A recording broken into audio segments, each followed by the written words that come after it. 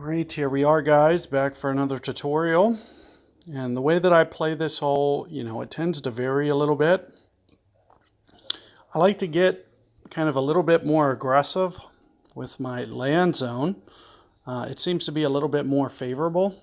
So, somewhere up in here with no backspin is kind of my preferred. Let me see if I can take a look at this. So here you can see, and I'm kind of looking at about 6 rings down here with very little power, and I usually might curl it, but you can see with the wind effect, I should easily be able to get this over to the left enough with the wind effect here. And as I mentioned, when it comes in with a little bit more power, you can usually get it up to a very good point in this fairway. It's when you land a little bit shorter that you usually get some of those check-up bounces, like on the first and second hop, and into the third hop where it'll just kind of die. And you won't see quite as much of that when you land it a little bit farther. So on any wind, I'll try to just to get a little bit more control as well. When you don't have to top spin it, you have much more control over the ball. And the way that you'll see, sometimes a lot of other players maybe play this hole is they might have a little bit tougher time with distance control, with actually keeping it, in play. I don't see this as a very, common fairway to hit. So it is very,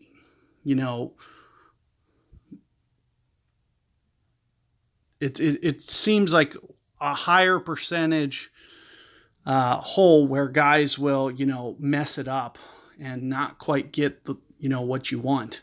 Now, what I try to do here is some curl, but not enough that's going to make or break my shot, is the way that I'll usually tend to do this one.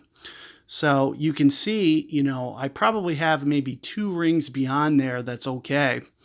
So I'm kind of looking at this as, kind of depth-wise what I need to do.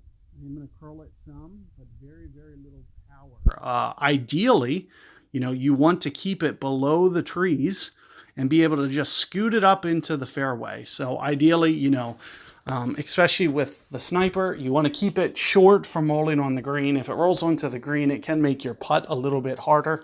So in most cases, you'll be able to get it up there underneath, below the trees, and into the fairway. There's only, the severe headwind cases, which is going to make this a little bit more challenging, where you'll need to kind of play it out towards the left. But basically, if, I wouldn't even play it out to the left if I think I can clear the water. So as long as I feel that I clear the water and can get it on the other side of the trees to where I'm not going to be shielded, then I'll definitely just play for the rough shot. And here you're going to see, a little bit more curl, and you can see kind of where it winds up. Different line there.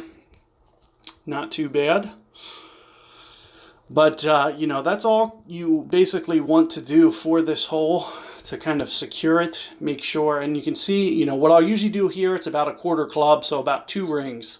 So whatever, I'm assuming you probably have Endbringer or Rapier, whatever. It's probably going to play close to 4 per ring, Rapier 5 per ring. And it should be relatively straightforward for most times on that pitch. No matter what the wind is, it's going to be very little adjustment. So I didn't even go about even trying to size it up or anything. It just seems, for the most part, especially when I got it up to the fringe and on what, when you're a little bit farther towards the front of that fairway, just below the trees there, it might, just barely be beyond 1/4 club. So you might just need to increase the adjustment just slightly. But I'm going to split these up. I'll catch you guys on the shootout.